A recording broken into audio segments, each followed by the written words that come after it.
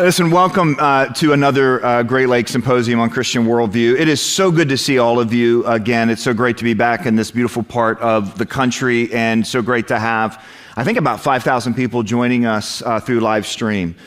So it's an exciting time, and it's an exciting conversation. This has been a project that I think this is number 6 or something like that of the Great Lakes Symposium, and we've had wonderful speakers and covered all kinds of wonderful topics, and here we are at such a unique time in history. Now, let me just kind of give you a little bit of a framing on why this matters so much for the Colson Center.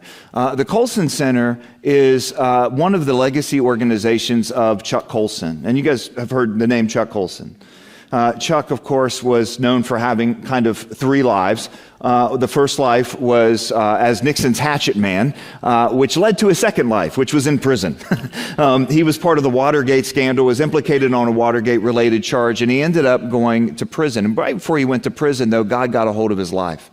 And it's a wonderful story of how he came to Christ under the witness of someone who had just accepted Christ from a Billy Graham crusade. And that led Chuck then to go into prison as a young believer, was discipled initially behind bars, and then as he came out of prison, he committed to go back to prison, but not in that same way. He committed to go back, and what he founded became the largest prison ministry in the world, Prison Fellowship. And he was expanding ministry so that he could share the gospel with prisoners and their families, not only around America, but really all around the world. I mean, it's just really an incredible story. But I heard Chuck talk about this on a number of occasions, that he started to notice something. There was a specific time in history that God had Chuck work in that prison ministry. And it happened to be at a time when the prison population in America was absolutely exploding. I remember him on a number of occasions saying this. He said, when I was in prison, that would have been in the 70s, there were 200,000 incarcerated Americans, and today, this would have been around 2010, he said there are 2.2 million. He said, what can explain that? And what was happening was that there were a lot of people trying to explain it. And there were typical explanations being given. You know, this was about poverty, or this was about a lack of education, or this was about systemic racism, or this was about this or that or the other. And all of those things had some sort of explanation or power to explain parts of it. But he realized that it just wasn't getting to the root of really what was going on in the American experiment. And he found the work of 2 Jewish researchers from Harvard University who did this mass study of the explosion of the prison population, and particularly those who had been incarcerated. And here's what they concluded, that the explanation for the explosion of the prison population in America was, ready? People did wrong things. This was their explanation, is that really it came down to poor moral choices. And those poor moral choices was a reflection of a lack of moral formation of people in the morally formative years. And that, of course, was connected back to an abandonment of 2 things. Number 1 was an abandonment of the significance of marriage and family as the center of life. Right? As the no-fault divorce rate was skyrocketing, as marriages were falling apart, as cities were kind of being built around generation after generation after generation without 2 parents, especially the dad in the home, we started to see society crumble. And the other thing that it resulted from was an abandonment of truth. He oftentimes would point back to a guy, I don't know if you have heard of this guy, Francis Schaeffer. Remember Schaeffer's video, How Then Shall We Live?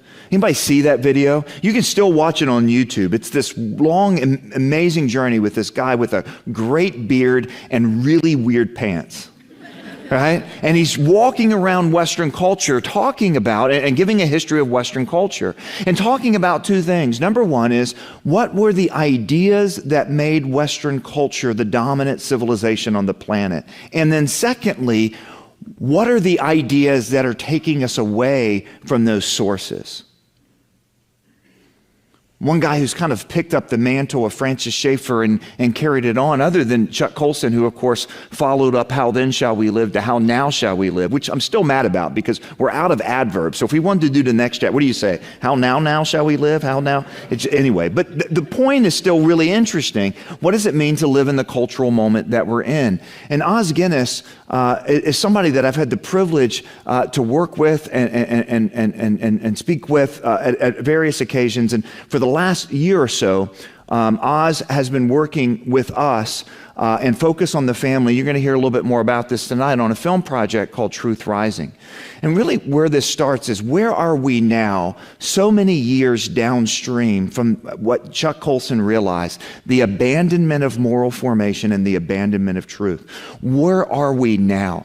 Oz calls this a cut flower civilizational moment for us. What does he mean by that? Cut flower is essentially this. When a flower is cut off from its roots, it will continue to look pretty good for a while, right? But then eventually it, what? And that's what happens to civilizations. Civilizations are animated by certain things, certain ideas, certain beliefs about life in the world. Maybe these beliefs are violent, maybe these beliefs are just militaristic, or maybe these beliefs actually are rooted deep into ideas that are actually, get this, true about the human condition. And if those ideas are rooted there, then it's going to bring life to that civilization. It's going to bring flourishing to that civilization. But when we start cutting off from those things, what happens? The civilization slowly begins to wither and die. And Oz is talking to us right now that we now are in a civilizational moment. We are in a moment in which we have to decide, are we going to be people that reattach to those ideas that animated the West? Or are we going to try and fail and eventually decline as a civilization? We don't often think about Christianity or think about our lives or think about our families in civilizational terms. When we think about civilizations, usually we're thinking about history books. We're thinking about artifacts. But you know what? Civilizations have existed from the beginning of time. Civilizations come and go. Are there rules to civilizations? You bet. And if you break those rules, civilizations wither and die. We're in that moment. Now that sounds really imposing, doesn't it? That sounds really heavy. Some of you are like, I don't even know what you're talking about. What I'm talking about is hopefully an ability to understand this thing that people have introduced to us, guys like Francis Schaeffer, guys like Chuck Colson, guys like Del Tackett, guys that we have been reading and studying that have helped me understand the world for years, and they kept pointing us to something, and that is truth. That we have to plant our feet not on what we feel, not on what we want to be true, but what is actually true. And that why Christianity has given birth to so many of the things that made that are great and good gifts in the world is because Christianity actually anchors us, not in a fantasy, but in truth. And what I mean by truth is true, as Schaeffer would say, truth with a capital T. What's really true about life in the world? What are the consequences of abandoning truth? What are the promises if we can reattach to truth? That's the small thing that our conversation is about tonight. We're going to follow a format that we have followed here from the very beginning, which is we're going to hear from our speakers. I'm very excited about our guests tonight. Bob already mentioned, first of all, we have Jim Daly, the president of Focus on the Family, and then also Seth Dillon, the CEO of the Babylon Bee. Do you guys know about the Babylon Bee? Good. Anybody else here have the spiritual gift of sarcasm like I do? All right, that's good. Me too. By the way, I do know that's not a real spiritual gift. I have to say that. I was speaking to a group of teachers in Florida a couple years ago, and I made that joke, and afterwards I got the reviews back, and they were pretty positive, except one lady was like, sarcasm is not a spiritual gift. And she put 2 exclamation points behind it. I just looked and I was like, no duh. Anyway, but what we're going to do is we're going to look hard at truth, because we live in this really amazing civilizational moment where we're at a crossroads in many ways. We're at a pivot point. It's something that voices like Schaeffer and Colson pointed us to. And we're going to hear about that. We're going to talk about that. You have an opportunity to join that conversation. So we're going to have, after we hear talks from Jim and from Seth, we're going to have a time of conversation, and you can ask questions by sending them in. So if you're here, you can scan this QR code in order to submit your questions. If you're watching online and you can't quite get that scanned, there is a link in the description, I am told, and that way you can also submit questions. And go ahead and submit them in any time. You don't have to wait until the end to do that.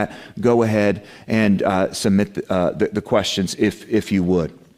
I want to end with kind of two thoughts. When we look at this particular moment that we're in, what Oz has called a civilizational moment, and many of you that have been at these forums before, you've been a part of Colson Center conversations before, you know one of the things that animates and drives us is a sense of calling. In other words, what we believe is that we're not in this moment by accident. If this moment is as significant and important and has as much gravity as guys like Os Guinness want us to believe, well, then we also have to combine that with the fact that God has called us to this time and this place. And so the question really is the question that Francis Schaeffer asked and that Chuck Colson asked: how are we going to live in this time and this place? This has been the focus of the Colson Center for several years now. How do we take seriously this moment and live out this calling? And I think we can describe this and the significance of truth to this moment really in two ways. Because even in the time that we have been doing this symposium, Bob, I think two things have become obvious to us as we've looked at the world around us. Number one is Romans 1 was not lying when it tells us just how far it is possible for people to go from truth. Do you know what I'm saying?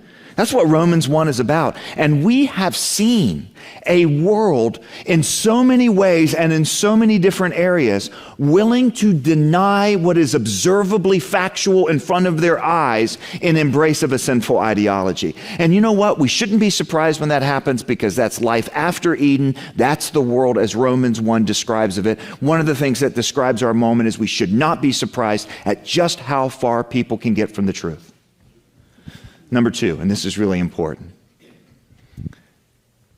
we should also know by now, and just even in some of the small things that have happened in the last couple years, that the victory of lies is not inevitable. In fact, at the end of the day, truth will win. Do you understand what I'm saying? There is something that people, and I think especially Christians, believe. I call it in our commentaries the inevitability narrative. The inevitability narrative. In other words, the world's inevitably going to get worse and worse, and that means this time in this place is inevitably going to get worse and worse, and people are going to be increasingly, and we're not going to, and there's nothing we can do about it, and so on and so on and so on. And what we've seen is a world that went to the brink of some lies in the last couple of years start to backpedal. Have you noticed that? Is that good news? Can we thank God for that? And one of the reasons that this has happened, well, you can clap if you want, go ahead. Clap from your living room, that'll be great. But listen, what we have seen is that is at some level due to the fact that we have some incredible voices that are courageous, that are willing to take the shots. They're willing to stand out here. And so here's what I kind of think. I kind of think that what it means for us to be called to this cultural moment in which the battle over truth is so visible and so clear is that all of us are called to be courageous voices of truth. That's what tonight's going to be about, is how do we do that? What's that look like? And I want to begin our conversation by giving you a little preview of this project that we've been working on for the last year with Focus on the Family. The project is called Truth Rising. It features both Jim and also Seth Dillon from the Babylon Bee. It also features some amazing voices of courage who have come up against lies in this time and place and stood firm. It's a journey through the history of the Western world with Os Guinness that culminates in this calling for us to be truth tellers in the here and now. So I want to go ahead before I introduce officially Jim and Seth, and I want you to be able to see this trailer for the new project with the Colson Center and Focus on the Family. It's called Truth Rising. The Parthenon, the Colosseum, the Great Pyramid of Giza, Angkor Wat, All the great civilizations in the past can only be found in three places. They're in ruins, they're in museums, or they're in history books. Great though they were, they rose and they declined and they fell. Why was it that those countries of Western Europe, with a predominantly Christian heritage, came to be very dominant economically, culturally, politically, over the others? You don't have to imagine how life would be under Islam or under communism. All you have to do is go to any of these places that Western civilization has barely touched. The education you'll get is much better than Harvard. Across the West today, you see people talking about Western decline. And this will not be fun if we decline like other civilizations. People are terrified to tell the truth. We have a society of cowards. You realize what evil is being done because you don't have the courage to speak up. I firmly believe that there's a spiritual war that's happening behind the scenes of all of these conflicts. America, in one generation, is squandering a heritage of freedom like no other. It doesn't mean civilizations can't be renewed. Of course we can. And it has to do with returning to truth. Each of us, in our callings, in our spheres, faithful to the Lord, we can still be agents of renewal. I knew right from the start this calling had been placed on us and that we had just to be obedient to God. The high-risk Christian life is genuinely high risk, but it is the life of intimacy with God. There is no my truth or your truth. Jesus is the truth. How could we possibly be pessimistic when we have resurrection power?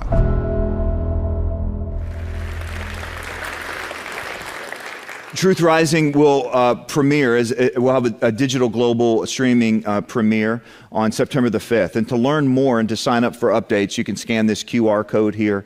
But with no further ado, I want to jump into our conversation tonight about truth and about our role and our calling to be truth tellers and what that means in this cultural moment. So let me go ahead and bring out our speakers. We're going to start, first of all, with Jim Daly. Jim Daly, of course, is the president of Focus on the Family, a good friend of the Colson Center. We've been working together here for the last year on this project. He's also my landlord in Colson, not personally, but for the... He's not on his rent. I'm good. We're all good. And then, of course, Seth Dillon. Seth Dillon, the CEO of the Babylon Bee. We're going to hear from Jim first, and Seth and I are going to sit here, and then Seth will be up right after Jim. Jim? Great. Thanks, John. All right. All right. So, John called and said, okay, we're going to talk about three things: truth, love, and humor. Really? So I'm going to start with my little bit of humor. So many years ago, my two sons were being babysat. I think we have a picture of them at about that time. Is it up there? Yeah, this is so funny. So Jean and I bought this science experiment from Hobby Lobby for $14.99. And you connected these battery cables to these test tubes, and it would produce hydrogen gas. Any rocket scientists in here? That is rocket fuel, and you light it and it explodes and your kids love it. But I left this experiment out the night we went out actually for dinner with Jim and Shirley Dobson. And we get a phone call in the middle of this dinner, and we actually were able to capture the phone call. But before I do that, I mean, you look at these guys. So Trent in the back, he is now doing his master's in biochemistry. Can you see that? And then Dennis the Menace, Troy, is the one on the phone call. So let's hear this little call he left us. Hi, Mommy. Trenton actually was dumb enough to get the battery I put my tongue on and the mini junk cables and actually plug it into the DVD player, and it caused smoke. But don't worry, it did not a fire. This is Troy, and by the way, Trent did it, okay? Okay. Have I been specific enough? Okay, There's bye. more. Oh, besides, don't go easy on Trent. So at the end there, he says, don't go easy on Trent. So I guess that when I wrote a book called When Parenting Isn't Perfect, a friend of mine said, why'd you use the word when? Parenting isn't perfect, and that's my example of it. Listen, I have a battle almost every day at Focus. I believe in the fruit of the Spirit. I believe in the love of God. And so often I'll ask an audience, who came to Christ this way? Those Christians were so mean to me. They treated me so poorly. I decided to become one of them. Does anybody have that testimony? That's why the love of God is so important, because we have to allow the Holy Spirit has to use the way we engage people to crack their hearts open. Let me give you an example. I went on the broadcast, Focus on the Family, and I said, for people in the abortion industry, you want to make it rare, I want to help you make it rare. I thought it was a good play. And I had 2 calls, one from a woman from Planned Parenthood, the other from NARAL. And this woman from NARAL agreed to meet with me in my office, and she came into my office, and she literally was shaking. And I said to her, "Are you okay?" She said, "Well, my friend said you're going to put a voodoo hex on me." Which I laughed, just like that. And she said, "Why are you laughing?" I said, we don't do voodoo hexes. We do blessings. And I said, "What do you know about Christianity?" She said, "Nothing. I only know you want to kill us." That's how this conversation got started. So I said to her, "Do you mind if I just take a few minutes and tell you what it is we believe as Christians?" And she said, "That would be great. Nobody's ever taken the time." Isn't that something? Now, the further story on that one, when you watch the Holy Spirit work, she left my office at 4:30, returned to Denver. She called at 7:30. Her husband left her that afternoon and left a note. "I'm leaving you." And what was such a blessing for us is she called and asked us for help. Isn't that awesome? And I just think that was such a great indicator of how the love of God can work. I want to take a few minutes. We're going to run really fast, and I've got slides to show you. And I always say this, when I'm showing you Scripture, it's much better to hear from the Lord than from Jim Daly, right? It's okay, you can clap. But let's look at 2 Timothy 2:24 through 26. I love this scripture, and it's kind of the scripture I meditate on before I go into a battle like that. And it says, "And the Lord's servant must not be quarrelsome, but kind to most people." What version do you guys have? No. "Kind to everyone, able to teach, patiently enduring evil, correcting his opponents with gentleness. God may perhaps grant them repentance leading to a knowledge of the truth, and they may come to their senses and escape from the snare of the devil after being captured by him to do his will." Isn't that an awesome? This is our job description, everybody. This is it. We are in a POW operation. These are prisoners of spiritual warfare. But man, does cable news juice you and your flesh? And that's the battle I'm talking about that I have all the time. Because these people are doing evil and they're doing wrong. But the Lord loves them? Yes, he does. Romans 2:4. "Or do you presume on the riches of his kindness and forbearance and patience, not knowing that God's kindness is meant to lead you to repentance?" It's God's kindness, that opening question, that leads us to repentance. This year, Seth, you may love this, Focus on the Family was put on the hate list. Southern Poverty Law Center, we finally hit it. And we're doing nothing differently than we've done for 48 years.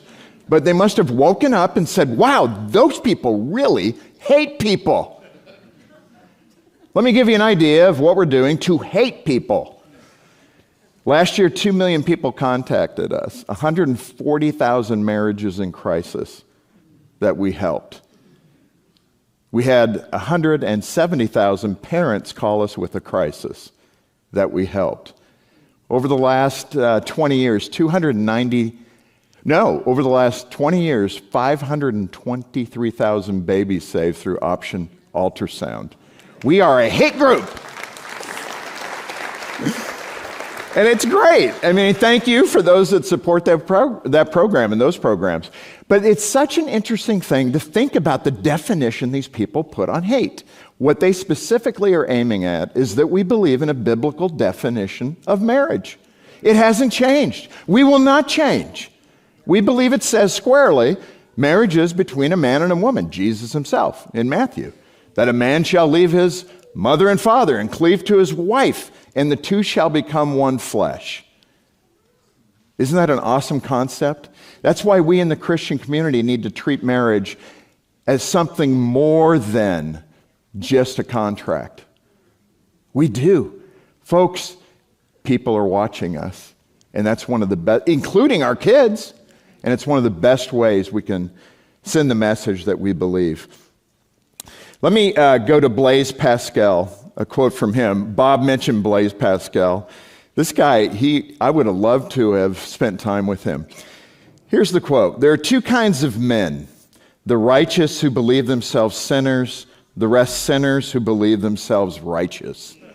Isn't that a great quote? You know, early on when I really got committed to the Lord in my 20s in college, what jumped out at me is there's two neon signs in the New Testament.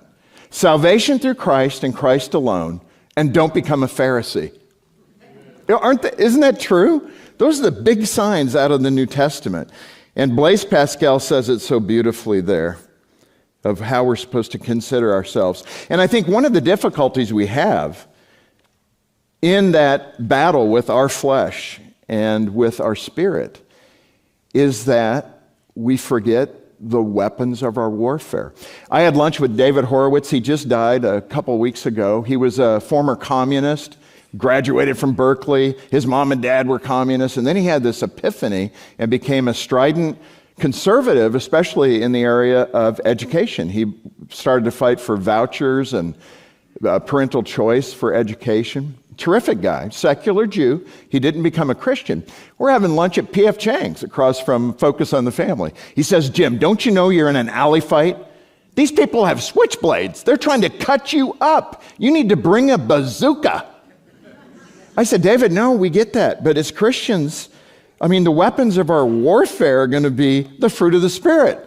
Love, joy, peace, patience, kindness, goodness, faithfulness, self-control. He looked at me and said, wow, those are really bad weapons. And it gave me a little insight into what Jesus must have felt. Because they want, and when I say they, it's those that want remedy. We need to fix it. But you know what we just said is that we're going to have faith, hope, and trust in Christ, right? Does he have this or does he not have it? Only if I'm comfortable and feeling good does he have it. That's not the formula.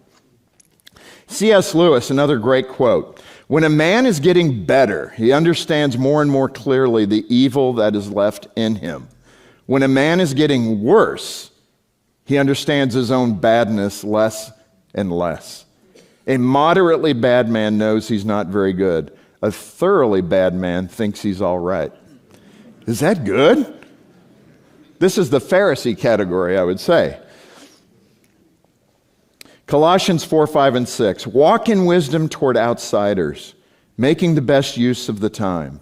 Let your speech always be gracious, seasoned with salt, so that you may know how you ought to answer each person. I remember I wrote a book called Refocus, and in it, we talked about LGBTQ issues because that's something that Focus discusses. Thankfully, we were only canceled in so many ways, Seth, and I know we're going to hear your cancel story. But I was at a book signing, Poor Richards in Colorado Springs. He's a leftist, he's a Democrat, and he asked if I would come and do a book signing at his bookstore down near Colorado College. So I said, yeah, I'll come down. There's probably 70 people there. I give a little pitch on the book, and a guy shoots his hand up. And he says, when are you Christians going to get over your uptight, medieval, sexual stuff and get caught up to the 21st century? And I'm smiling, and it's irritating him. And he goes, why are you smiling? I said, well, it's awesome you want to make me the editor of the book. Because I'd love to erase some things in there. Like when you look at a woman have lust in your heart, you've committed adultery. Let's get rid of that one too. And I said, we're not writers of the book. We're followers of the book. So your problem's really not with me, it's with him. And he sat down, he went, touche. And there's so many ways we can just make those points and get those points across. Proverbs 16:7, when people's lives please the Lord, even their enemies are at peace with them. That doesn't feel as true right now for some reason. I've had great interactions with some of the LGBT leadership, and we start conversations like this. This is very true. We start like this. We're not going to convince each other about the definition of marriage. You believe what you believe, I believe what I believe. And this is how they're saying it to me. But what are some other things we can do? And I'm always talking with them about those things. I worked with the Gill Foundation in Colorado to strengthen sex trafficking laws. The Gill Foundation is the #2 LGBT rights group in the country. When I made that phone call, the guy was, "Are you sure you want to talk to us?" And I went into that office and I talked to their lobbyist. I said, "I know you think of us as your greatest enemy, but I think we can do something together that will help children. Would you be willing?" And he said, "Yeah, but let me tell you my story. I was raised in a Christian home in Kansas on a farmhouse." And he said, "When I went to college, I knew I was gay. I didn't want to lie to my mother and father. I came home and told my mom and dad. My dad stood up, hugged me, and said, 'I love you, but I don't want to see you again. Get out of my house.'" I said, "If that was your earthly father, how do you have a relationship with your heavenly Father?" He said, "Oh, that's easy. I don't." And I just said, "Well, maybe that could change." And he goes, "Who are you?" And I'm pleased to say that that man is moving closer to Christ. Yeah, it's awesome. It's so good to see. Colossians, walking in wisdom toward outsiders. Well, I read that one. Proverbs 67 I read. Howard Hendricks. Anybody remember Howard Hendricks? Yeah, he has a great quote here. "When God measures a man, he puts the tape around the heart, not the head." Isn't that great? Acts 7. "And as they were stoning Stephen, he called out, 'Lord Jesus, receive my spirit.' And falling to his knees, he cried out with a loud voice, 'Lord, do not hold this sin against them.' And when he had said this, he fell asleep." That's a powerful statement. He wasn't calling to complain. He wasn't screaming to complain about the treatment, about his rights being abused. He was praying for those people that were killing him and asking God not to hold it against them. I want to be that Christian. Because once you've reached that place, I think the Heavenly Father smiles. Because he knows you know what eternity is about. And it certainly is not about this. Dr. Adrian Rogers, and I'll end with this. "It is better to be divided by truth than to be united in error. It is better to speak the truth that hurts and then heals than falsehood that comforts and then kills." Isn't that powerful? And when the film comes out, Truth Rising, there are several stories in there that really aim at that last statement. These falsehoods about sexual transition that intend to comfort but are actually killing people spiritually, emotionally, and physically. So let's continue to pray. Let's have the heart of God. If you want to do something really difficult, love people who hate you. It's the highest calling we have as Christians. Thank you.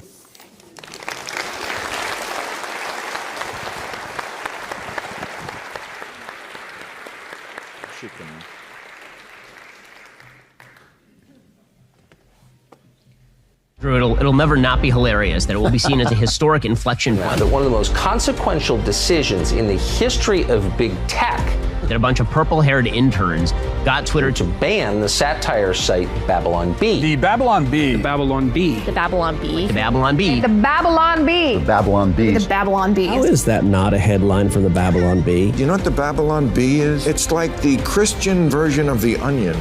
More Facebook engagements than the Onion. When did the Christians become funny? The writers of the Babylon Bee, who are hilariously creative. I got a lot of respect for the Babylon Bee because they have to stay ahead of the curve on this. And that's why the funniest parody comedy now is coming out of the Babylon Bee. Yeah. It's the one thing you're not allowed to touch. So what happens? The Babylon Bee gets kicked off of Twitter. If you said that a man could not be a woman and a woman could not be a man. You might end up like the Babylon Bee, and you might end up banned from Twitter. You know, we landed on the side of enforcing our rules as written. And that's how it got bought by Elon Musk, just in case you're interested. We were, banned from Twitter in March 2022. You restored us and a bunch of other accounts in November, and then now we're invited and we get to come here. You made me buy the company. We wanted to give you something, actually. To restore the liberty of the bee was very expensive, guys. This is a gift. It's an IOU worth $44 billion. Thank you. Big one. I will treasure this gift.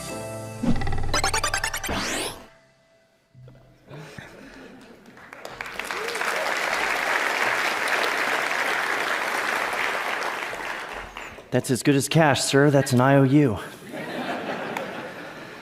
So I run the Babylon Bee, the world's most trusted, factually accurate news source. It's an honor to be here, an honor to share stage with you. A great talk, by the way. I don't think I'm going to say or present anything that's funnier than that phone call from your son. How old was he when he placed that call to you? 6. Wow. Yeah. And he's already figured out, you got to get the blame, you got to point the finger quick, get it off you, shift it. That was awesome. I run the Bee. I say we're the world's most trusted, factually accurate news source. We're actually the world's most popular satire site. We've surpassed The Onion, if you can believe that, in traffic and engagement. As a Christian satire site, that's pretty crazy.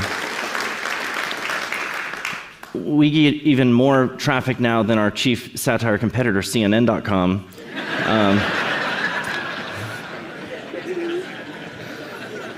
Ours is fake news you can trust.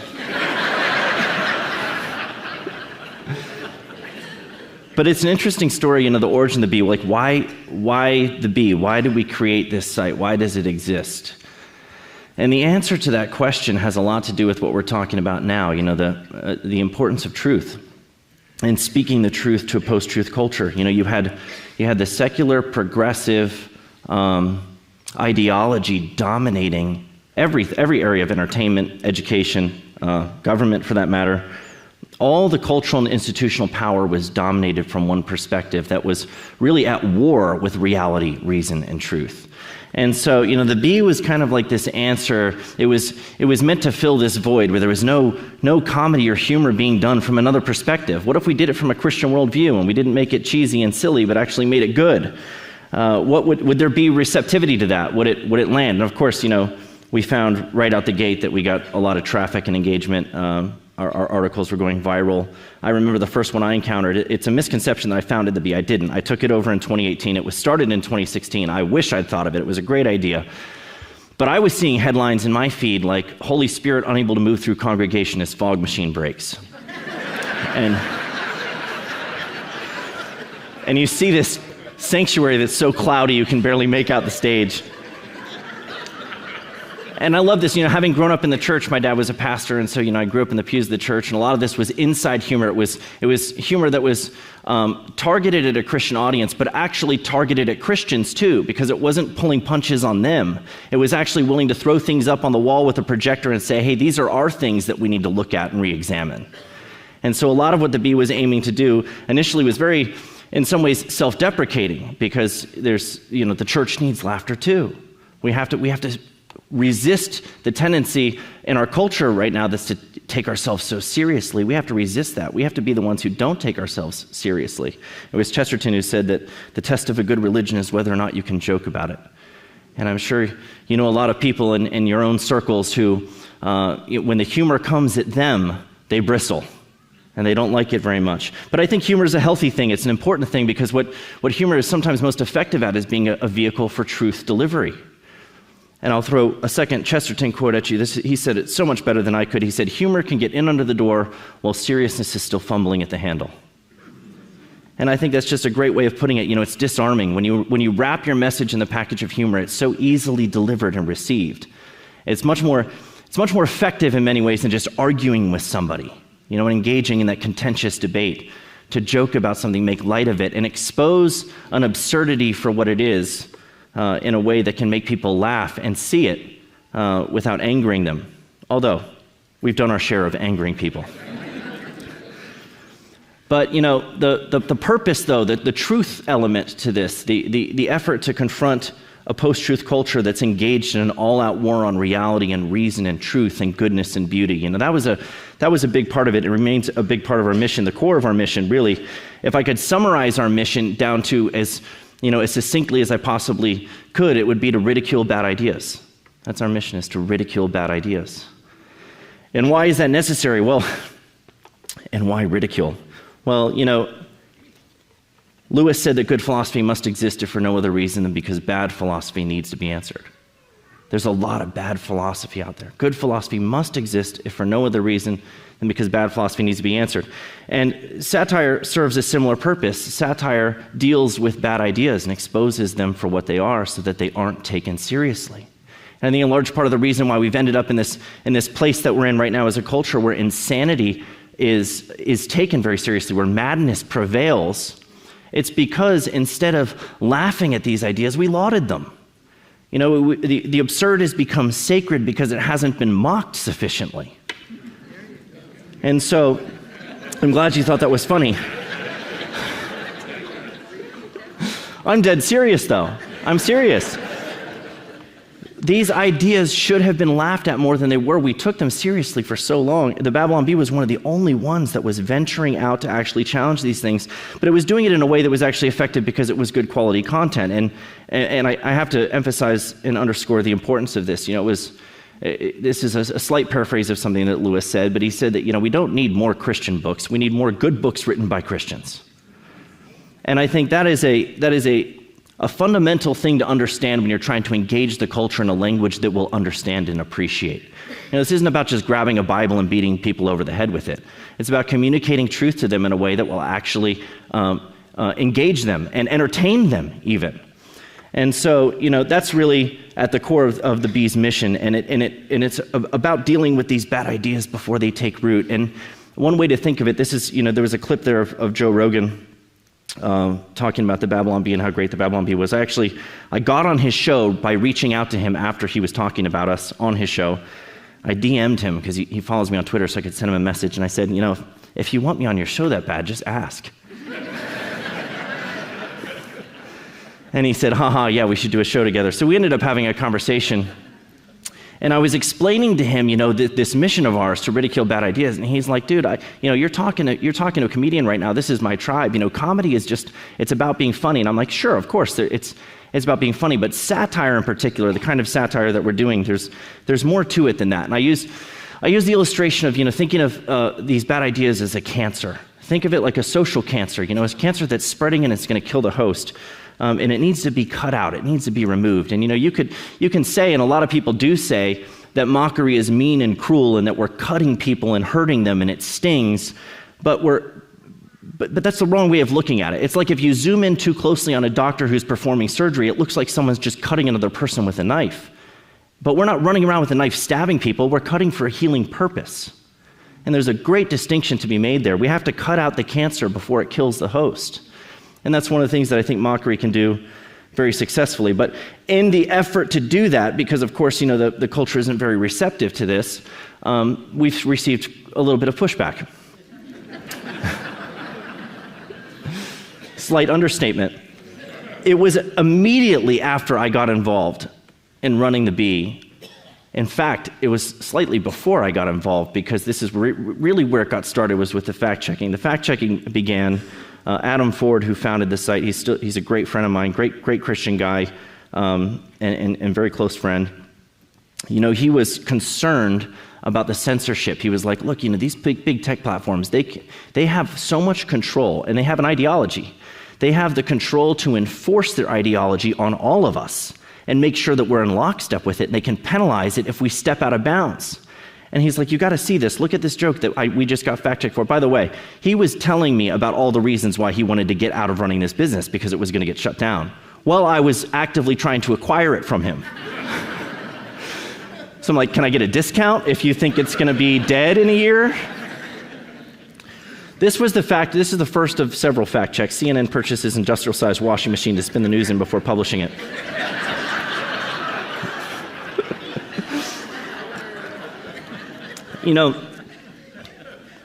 I think this is mildly funny. It's amusing. What was funny is that it got fact-checked.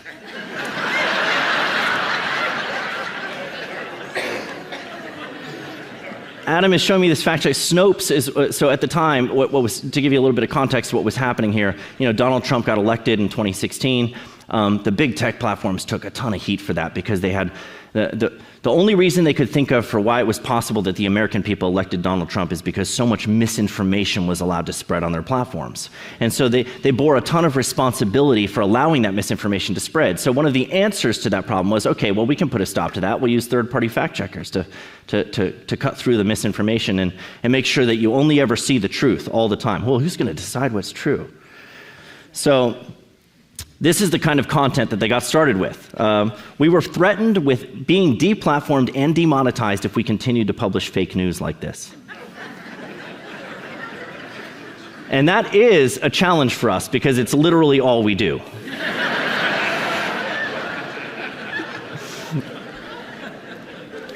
So we kind of laughed it off, but it kept happening. Here's another CNN joke. CNN praises Taliban for wearing masks during attack.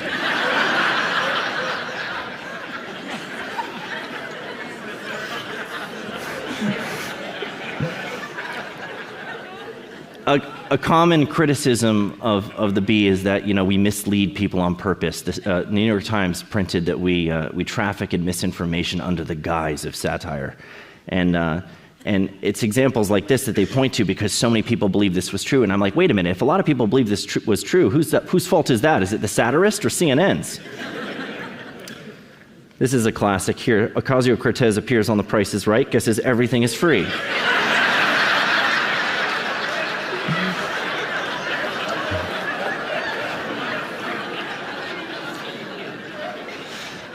This joke was fact-checked, of course,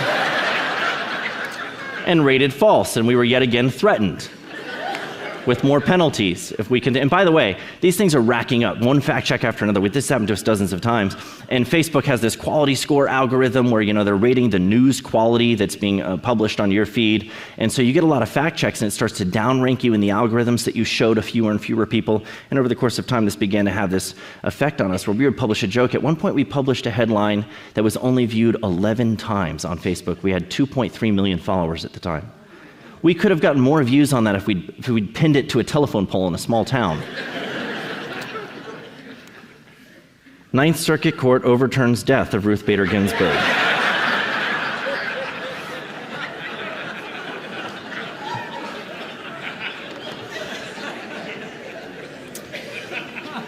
USA Today was the fact-checking party that rated this one false. And it's just the funniest thing. It's like, well, first of all, what does that even mean? How is that possible? It's like CNN spinning the news in a washing machine. It's absurd. It's not possible. They can't resurrect her. What are we talking about here? USA Today, someone's job was to read this and to do research on it and determine whether or not it was true. And instead of just looking, oh, well, it came from the Babylon Bee. Of course, it's satire. They cited 15 sources in their lengthy refutation of this joke. They were placing phone calls. They were checking the Ninth Circuit Court's website. And of course, if you scroll to the bottom, it said this fact check was paid for by grants from Facebook. So Facebook was paying these fact checkers to fact check us, penalize us, and then say, look, you're spreading this fake news. We're like, this is comedy. Comedy should be legal. We should be allowed to do this. I'll show you one more. This is one of my all-time favorites. But people ask me all the time, what my favorite Babylon Bee headline is. And I have a few, that I can think of. Some of them are jokes that I've written, obviously. I did one about how Tim Tebow had been suspended for using performance-enhancing Bible verses that I was rather proud of.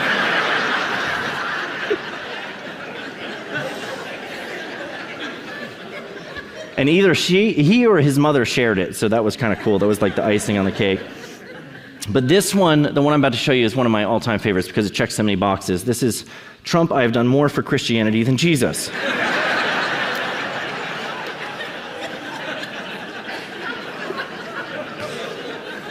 You're laughing, good. We're not getting boos here, okay. Sometimes I get the boos.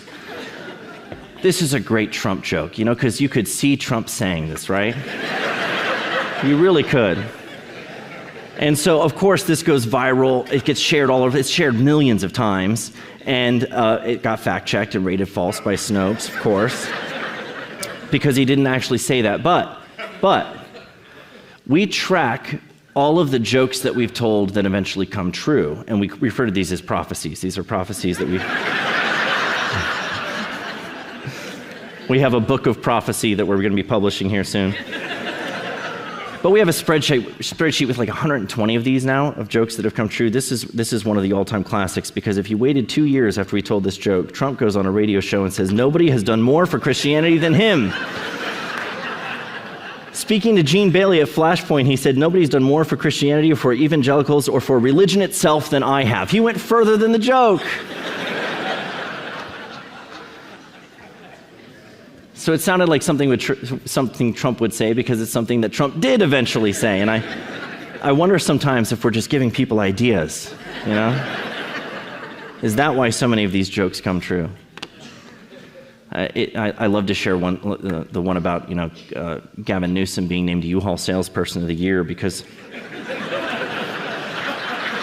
you probably don't see a lot of that migration here. That's mostly Texas, Arizona, whatever, but it was a month after we posted that headline that Fox Business put out a report saying that, there were no more U-Hauls in California. They'd run out. So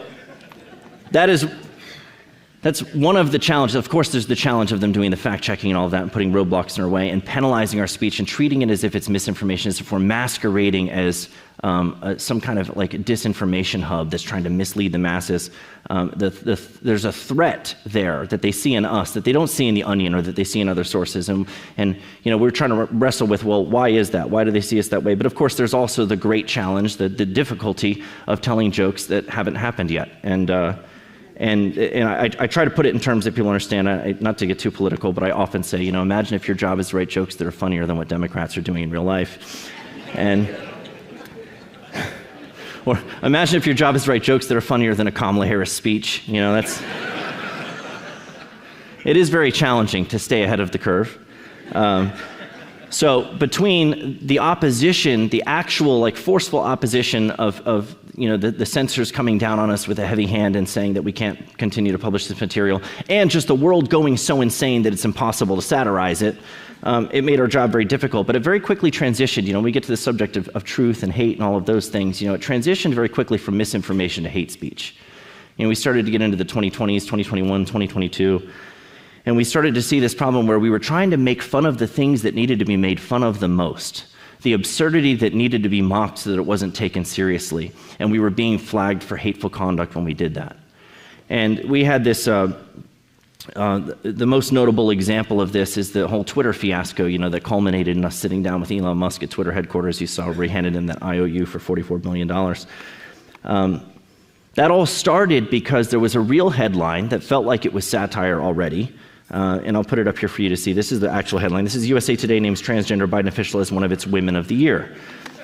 Now, this is a male person. This should be offensive to some of the women in the room, is it not? And it's insane. It feels like it's straight out of a South Park episode or something. This 10 years ago, 20 years ago, no one would have believed you that this was a real headline. And this is, when we're sitting there trying to think of how we spin this, how do we exaggerate this? Pretty much what we do essentially with satire a lot of the time is caricature what's going on in the world. So we exaggerate it, right? We go a little bit further than the truth in order to make a point. Well, how do we exaggerate this and make a more absurd headline to make this funnier? We couldn't think of anything. We're pitching all these ideas back and forth and we couldn't come up with anything. And so one of our writers suggested this idea where he's like, what if we just say that Rachel Levine is our pick for Man of the Year and we start doing a Man of the Year every year? And Kyle, our chief editor, responded to him. He goes, dude, you're going to get us kicked off of Facebook and Twitter. That's misgendering. That's hateful conduct. But it's also an important truth that needs to be told, right? And so we had this kind of dialogue about whether or not we should tell this joke because it might result in some kind of penalty. And it occurred to me in the moment while we were having this conversation, this is exactly how they want us thinking. They want us thinking that there might be a penalty if we say something, so maybe we should just zip our mouths shut and not say anything at all. And then guess what happened? This is the two different kinds of censorship I distinguish between. The hard censorship, right, is when they take your content down. The soft censorship is when you don't even put it up in the first place. You zip your own mouth shut. You do the tyrant's work for him. And so we were thinking about this, and we're like, this is one of those jokes you're not supposed to tell, and that means it's the joke that we must tell. We have to. Let's see what happens.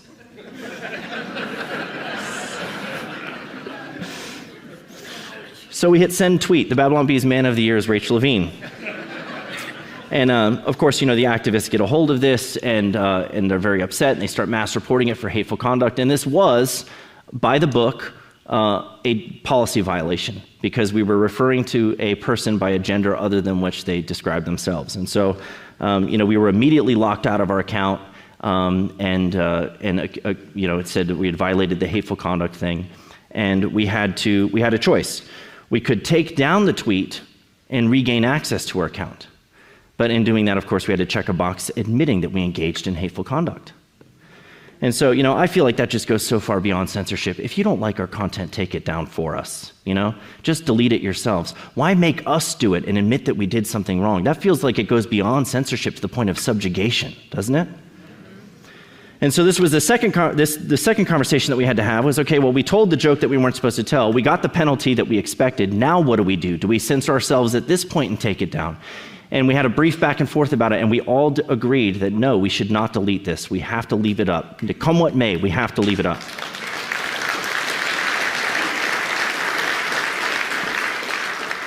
Because this is one of those cancers I was talking about. This is one of these bad ideas, these mind viruses that spread and infect the minds, especially the minds of youth. A lot of us are immune to this nonsense.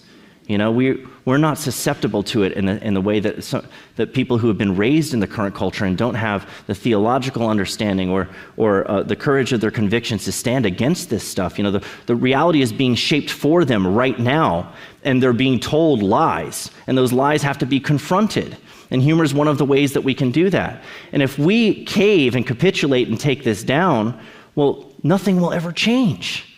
No, if everybody does that, literally nothing will ever change. And so we were hoping that there would be other people who would be inspired by that stand, and that maybe they would also, refuse to take down their tweets. We were very disappointed to find that a lot of... I can take this off the screen. You guys don't need to see that anymore, right? We can move on from that. I always forget and leave that up there. Sometimes while people are eating. Sorry. So... where was I? So we were thinking to ourselves, this is a very important thing where somebody has to take a stand or nothing will ever change. And I think that's really true. Courage does spread. Courage is contagious.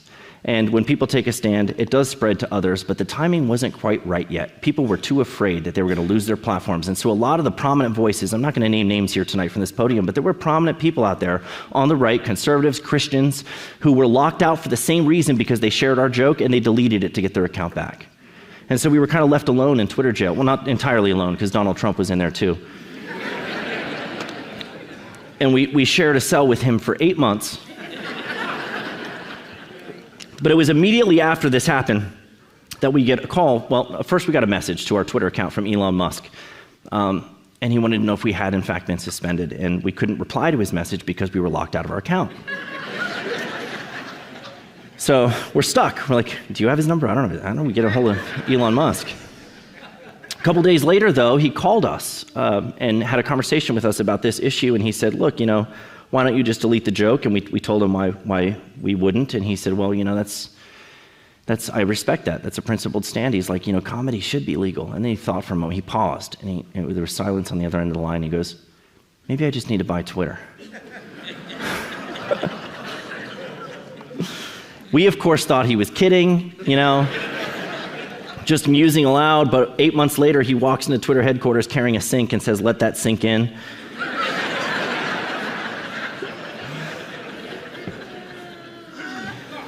He has his own brand of humor. And then he sent me a message the morning he took over as CEO. At 4:30 in the morning, he messages me directly, and he says, do you want the Babylon Bee restored? There will be no censorship of humor. That was pretty cool.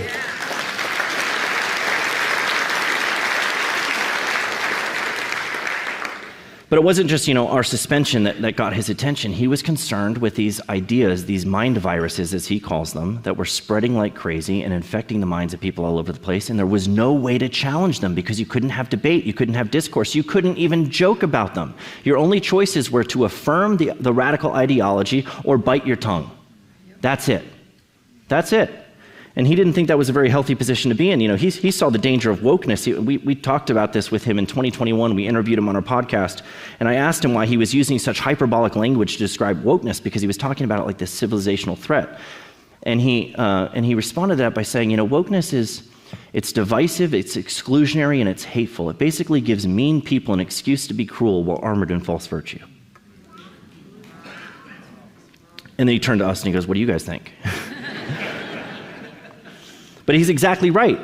It is a mind virus that spreads and does damage and inspires hate and exclusion and division, and it needs to be dealt with by discussing it, by debating it, and actually having this kind of discourse. And no one was really willing to do that. And so I think the Babylon Bee's story and Elon Musk's willingness to actually pay a price for the freedom to push back on these ideas, I think are notable examples of how we can actually make a difference when we have the courage to act and do something about this stuff. There are other comedians, by the way, who have started to push back on these things, and I'm thankful for their voices. They're not all Christians either. Bill Maher, who you saw in that video, I disagree with him on many things, many things. But he's a free speech guy, and he defended the Babylon Bee when we were suspended. And he made a joke at one point in a monologue that he was doing about the rise of gender ideology, radical gender ideology, and how it's affecting all these kids. And he's like, look, there's this trend that's happening right now where you see the trend line going like this of all these kids that are identifying as a gender other than what they were born as. He's like, this is absolute madness. We're affirming 8-year-olds and 9-year-olds in their gender confusion. He's like, we can't do that. 8-year-olds don't know what they want to be when they grow up. If we affirmed them in what they wanted to be, the world would be filled with cowboys and princesses. And then he goes, when I was 8 years old, I wanted to be a pirate. Thank God no one scheduled me for eye removal and peg leg surgery.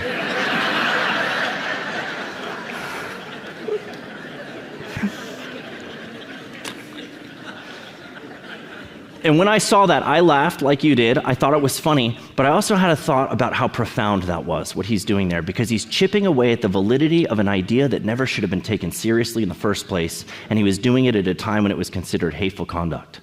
That took courage to push back on that. But it kind of gives permission to other people to do it too. When you take that stand and you're willing to actually say these things, you're willing to expose the foolishness for what it is, and it can sound mean and cruel, mockery, ridicule, these words. We bristle at these words, especially from a Christian perspective, because it sounds mean, and we're often accused of bullying and that humor can be harmful because, everybody needs a safe space and we don't want to hurt anybody's feelings. But we're not talking about using mockery as a weapon to make people feel bad about themselves. We're talking about using it to expose foolishness for what it is so that it isn't taken seriously. And that's the loving thing to do. You don't lie to people. You tell them the truth. And humor is one effective way to do that. And just one final point as I close here about the importance of courage and how contagious it can be. I don't know if many of you have heard of the Ash experiments, but this was a social conformity study that was done, I believe, in the 1950s or maybe the 60s. And the point of this study was to determine the extent to which, we're all social creatures. It was trying to determine the extent to which we'll go along with what everyone else is saying just because everyone else is saying it. And the way they ran this experiment was they had people sit down at these tables, like tables of 10, and they gave them 2 cards. And in one card, you had 3 different length lines on it, labeled like A, B, and C, and a short line, a medium line, and a long line. And the other card, you had a reference line. It matched one of these 3.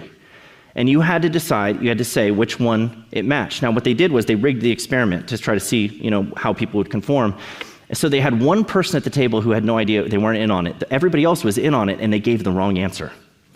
So they went around the table and everybody said B, B, B, B, B, B, and then it got around to the subject of the study, and they could clearly see that it was A. This is like a preschooler can solve this problem, right? So they're looking at this and they're probably questioning their own sanity. They're like, why am I seeing that it's A, but everybody around me just said B? What should I say? And there's no penalty, by the way, for getting it wrong, other than the social awkwardness of being the one person at the table who stepped out of line with everybody else. And the conformity rate after they ran this several times was over 70%. So people were conforming and going along with everyone else was saying just because there wasn't any penalty. Right now we're living a conformity study where there is a penalty. There are penalties for stepping out of line. There was none in this study, and it was a 70% conformity rate. Now, the really interesting thing, though, was when they introduced a variable, and they had one person at the table give the right answer. So it was B, B, B, B, A, B, B, B. And then it got around to the subject of the study. The conformity rate in that case dropped to under 5%. Just because one person was willing to give the correct answer. It was as if it gave permission to the subject of the study that, hey, you know what? I'm not alone in recognizing that it's actually A. I can break with the crowd and say what's true. And so I think that's just an important illustration of how courage can be contagious. You don't have to have a huge following. You don't have to be as wealthy as me or Elon Musk. You don't have to be famous or attractive. You just simply need to have the willingness to stand up, be the person in your sphere of influence who's willing to say what's true, and you will embolden others to follow in your footsteps. Thank you.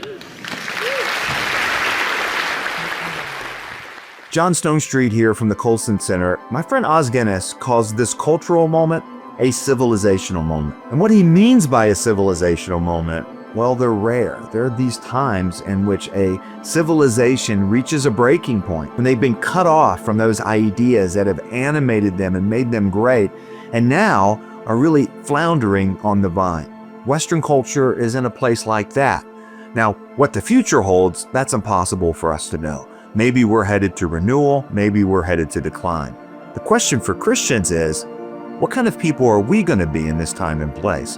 Believing not only that we know what is true, even in a culture of lies and confusion, but also that God is in charge of history, and He has called us to this time and place. He's intentionally put us here, and not in another time and in another place. 2 Corinthians 5 describes exactly what that means when Paul says that those who have been reconciled to Christ have become ministers of reconciliation. And I think that's the question that Christians need to ask right now. What does it look like to be an agent of reconciliation in this civilizational moment? That's what the Colson Center is all about. We exist to serve the church by equipping Christians with clarity, confidence, and courage, the kind needed for this civilizational moment. But we are only able to do that because God brings along ministry partners like you. I want to ask you to consider joining us as a Cornerstone Monthly Partner of the Colson Center. The Cornerstone Monthly Partners provide a stable financial grounding for us to do this really important work. And that allows us to know the resources that God is bringing in so that we can plan our ministry for the future. And that ministry will include webinars like this and courses like the Colson Fellows and our daily Breakpoint commentaries and so many other things. So please consider joining us as a Cornerstone Monthly Partner. To learn more and to sign up, go to colsoncenter.org/partner. That's colsoncenter.org/partner. Well, thank you, men. We got lots of great questions that have come in, and I want to start though with I'm going to sum up maybe 2 or 3 or 4 questions in one, and ask both of you to answer it. In any way, do you see any contradiction or conflict between what you said and what you said? I don't. Are you getting at like the gentleness, the approach to the subject? Is that what you're? Yeah. See, that's your problem because he quoted so many Bible verses. If you say yes, you're contradicting God. So that's really tough. Yeah. That's harder than. It's not me. It's him. That's right.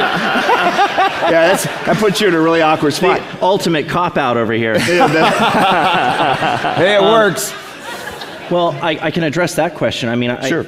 I think that it's a misinterpretation of the purpose of what we're doing with the satire to suggest that what we're doing isn't gentle or respectful or loving. It's speaking the truth in love and using humor to do it. And I think that's necessary. I think it's very necessary because otherwise you allow this. This is like back to that Chesterton quote I said before. Humor can get in under the door. Mm-hmm. It's one of the most effective ways to push back on these bad ideas. And so if we don't use that, if we don't recognize the biblical precedent for that, Elijah engaged in mockery. He used that to great effect. So there are examples in the Bible where, in even hyperbolic language, Jesus used a lot of hyperbolic language in his rebukes. I think it can be extremely forceful and effectful. And again, it's the purpose of it is not to put people down and make them feel bad about themselves. It's not about bullying, you know. I had a woman come up to me one time at an event in the Q&A. She came up to the microphone and she was talking about how when she was younger, she had really been bullied very severely for her appearance.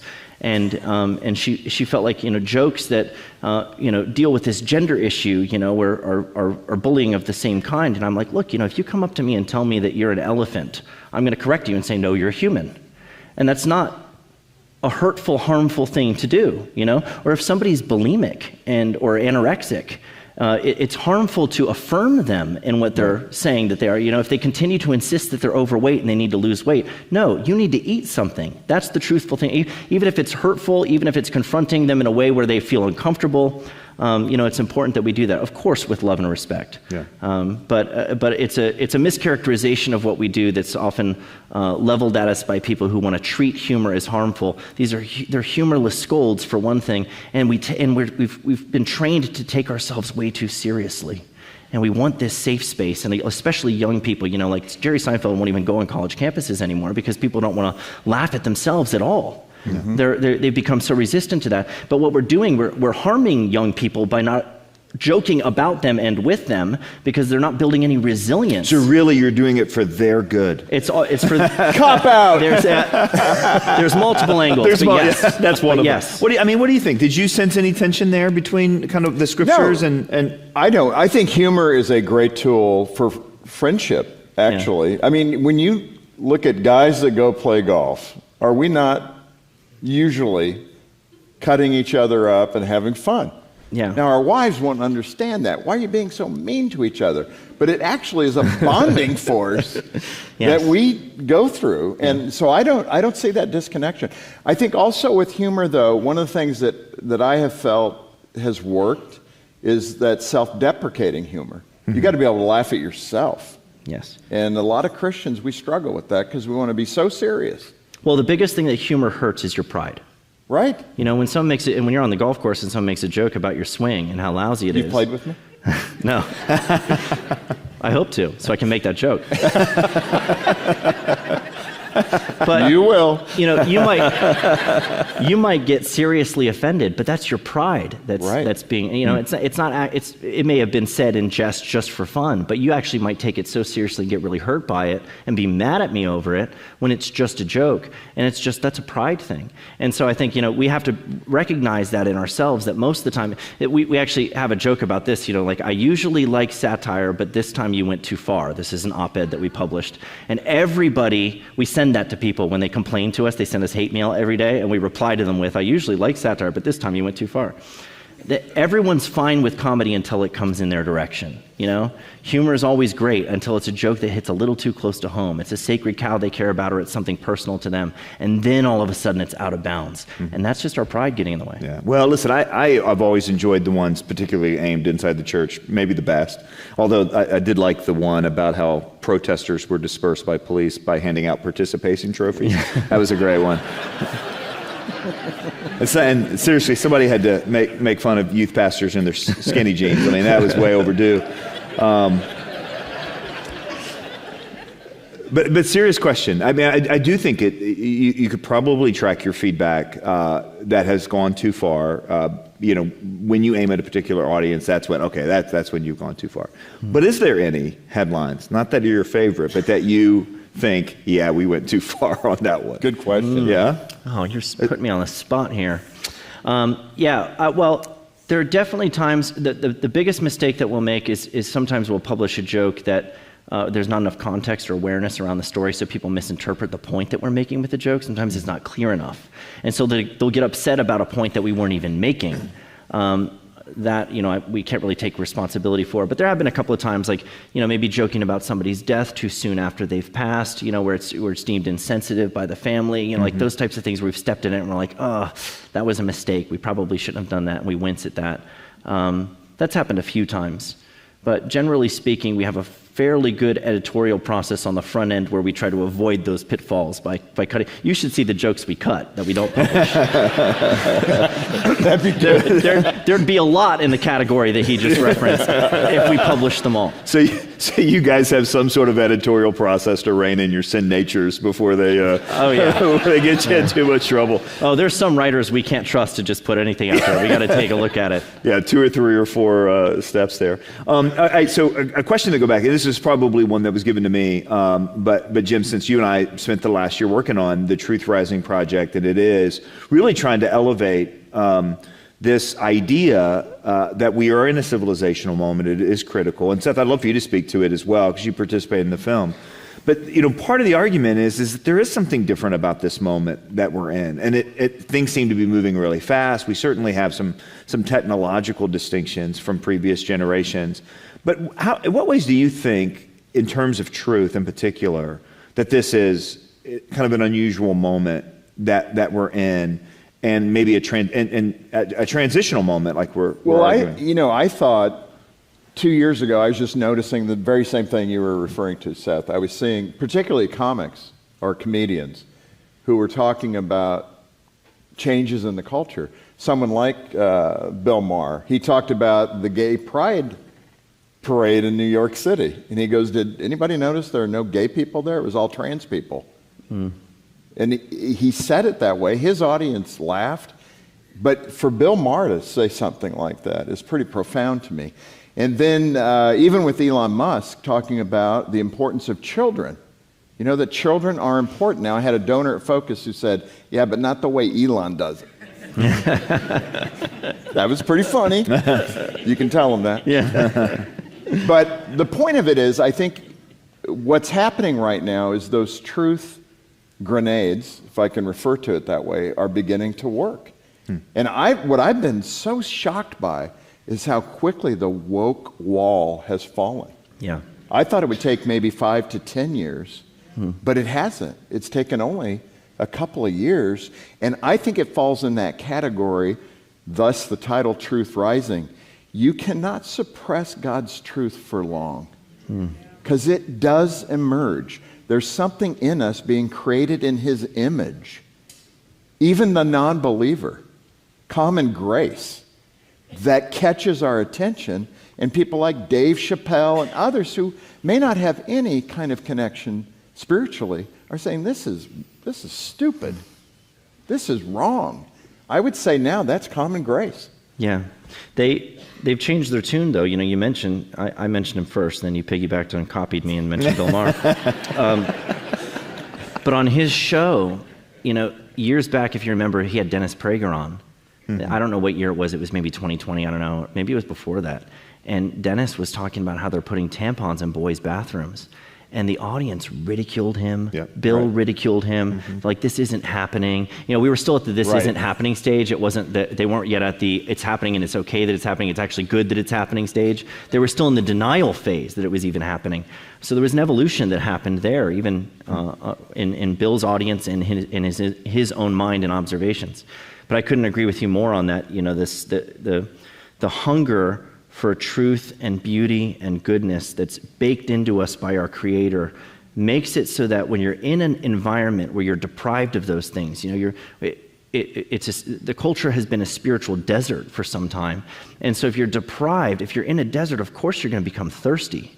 And I think that it's awakened in us. You're talking about wokeness. We've awakened now to the fact that we've been deprived of what's good and what's true. And so I think there's a lot of young people who are starting to see that we need, there's got to be, and they need to find the right alternative, though. When they're searching for God in that moment, they need to find Him. They need to see Him. We need to show Him to them. Yeah. Yeah, I mean, there's been interesting folks that have written recently. I'm thinking of Rod Dreher in particular, that is talking about this kind of, search again for the transcendent, search again for things that are spiritual and divine. And I do think we have to make that distinction between rejecting things that are obviously not true, which we have seen in our culture. And that's not the same thing, though, as accepting what is true, which is why I think, the Truth Rising Project, we wanted it to land at Christians have a calling in this cultural moment to be truth tellers. Like, this is an opportunity. We don't want to squander this opportunity. We also have to avoid going too far in the other direction, because one of the things that I've seen. What do you mean the other direction? Well, so you have, like, for example, one of the concerns that I had was that we were coming into this, like, age of a scientocracy, where the scientists are the experts that tell us everything that we have to do and what's true, and we're gonna punt to the experts, and they're gonna guide our lives. And like COVID, we saw that happening a lot. And then there was this, of course, there was pushback on that and some extreme skepticism. But we went from, to some extent, this deep credulity where everybody believed what was said by the experts, to the point where now there is this deep skepticism, almost this irrational skepticism, where we're willing to throw the baby out with the bathwater and say, I don't trust anyone or anything. In fact, all of history is a lie. And so there's a lot of podcasters out there right now who are presenting this to their audiences, that you need to disbelieve everything you've ever been told and throw it all out the window, and I'm going to reveal to you the actual hidden truth. And so, untethering people from reality and taking them off on a new truth adventure in search of some new truth isn't necessarily the answer. When you're, to quote Lewis again, who I've quoted many times, when you're on the wrong road, the most progressive thing you can do is turn around and go back to find the right road. You don't veer off on another wrong road. You go backwards. Right. And we need to go back to the truth. Yeah.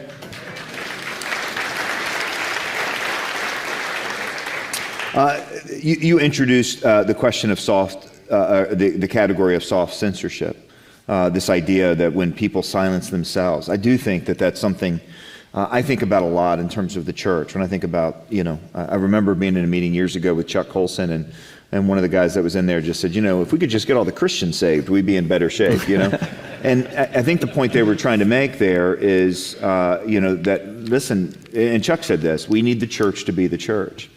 So why is it that we have seen this kind of generation? Maybe it's not fair. I mean, we tell some incredible stories in the film. Yours is one of them. There's several others of amazing people. But it does feel like... People of courage, by the way. People of courage who are willing to tell the truth. Exactly what you were saying and what you've done. Yes. But maybe it's cynical, but it seems like there's just as many stories of Christians who are willing to soft censor. Yeah. Right? Willing to censor themselves, not willing to stick their heads up.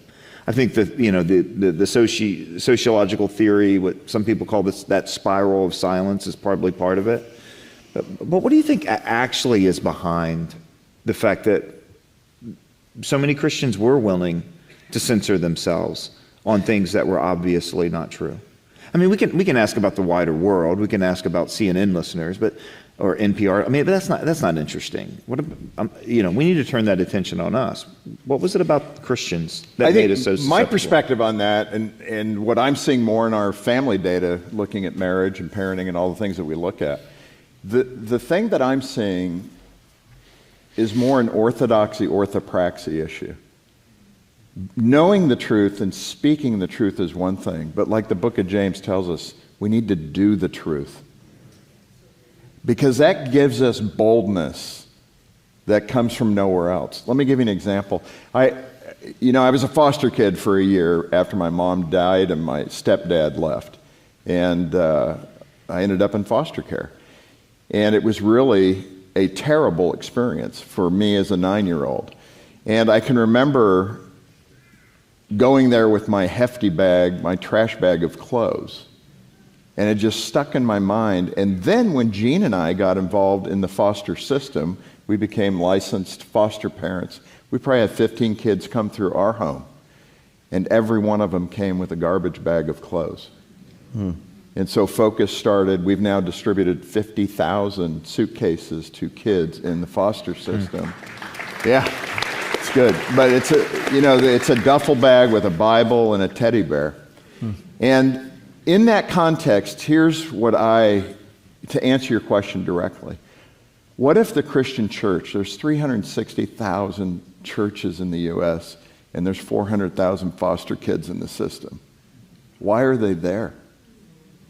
Why isn't the church stepping up? It's hard work, and I think that's the problem. Living a convictional Christian life requires sacrifice. And that's what we're lacking today.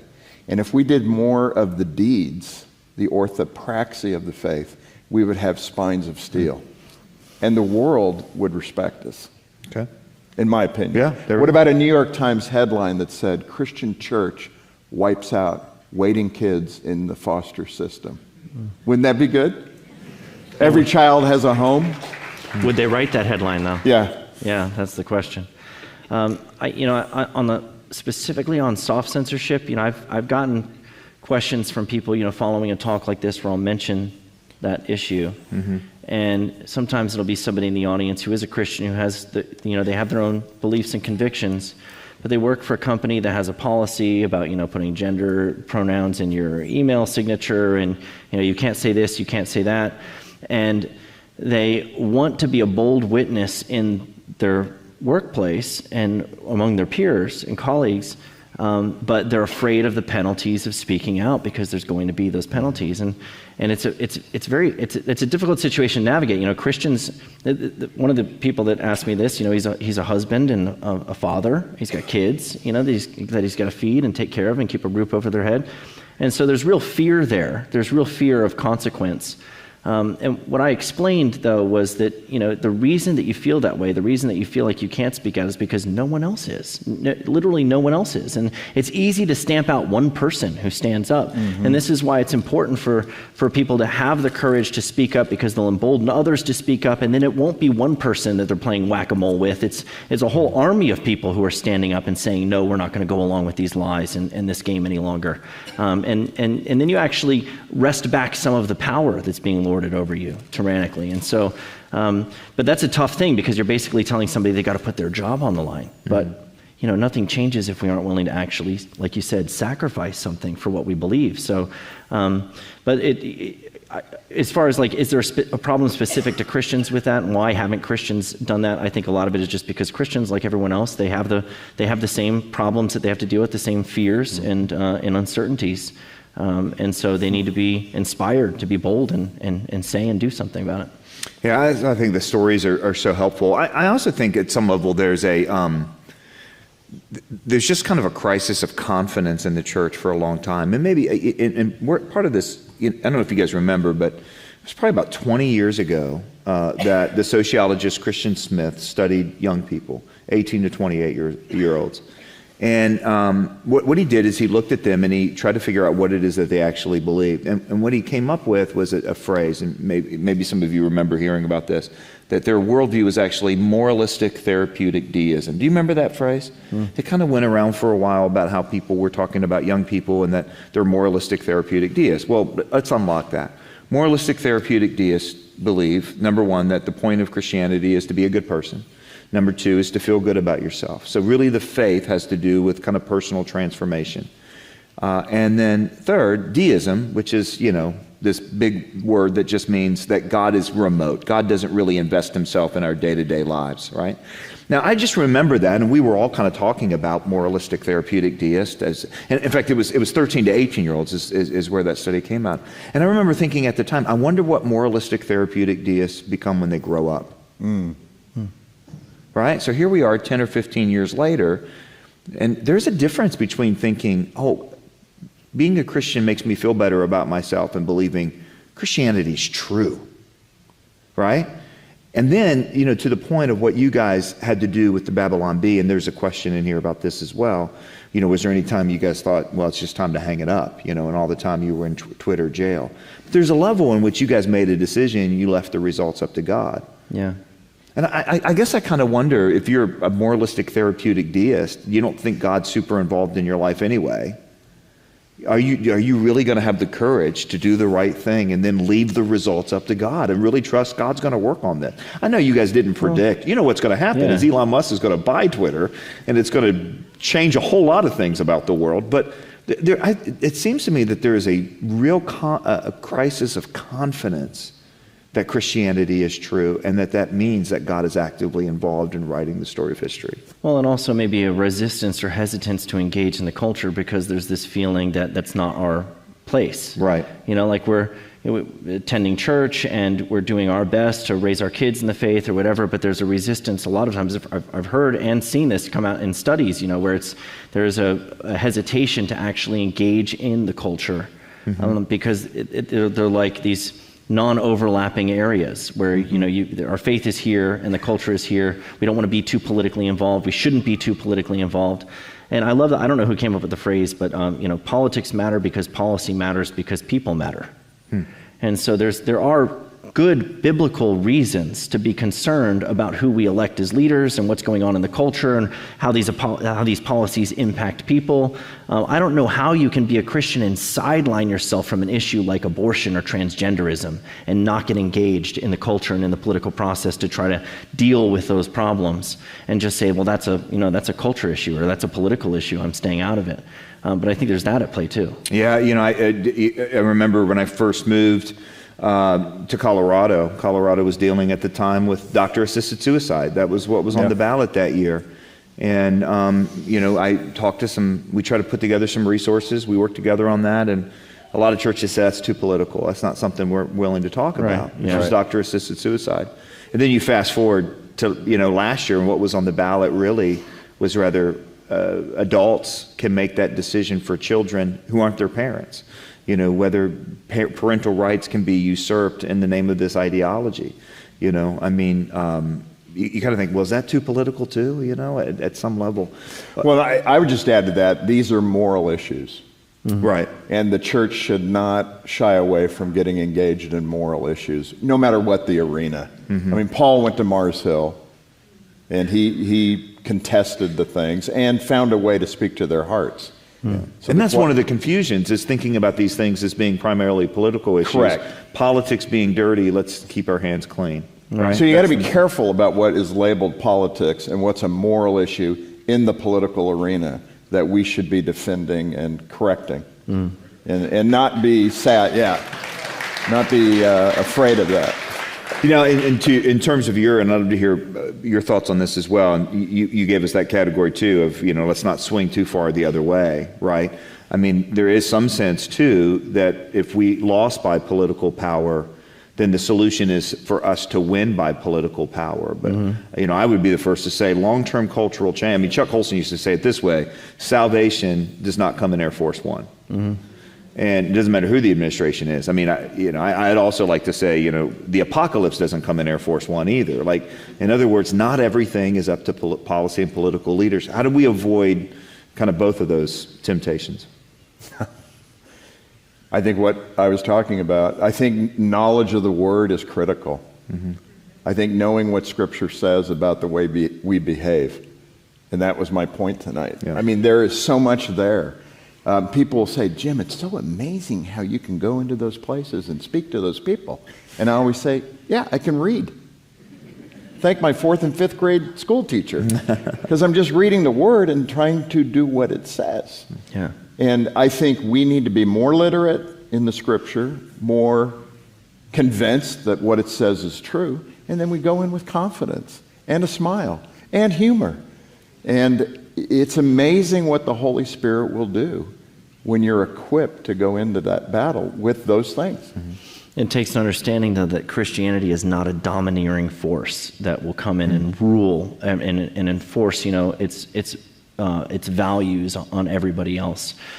For one thing, that's not how our country is set up. As a constitutional republic, we don't have a monarchy or a dictator or authoritarian ruler who's going to rule in Christ's name. Would we even want that? Who are you going to trust to do that?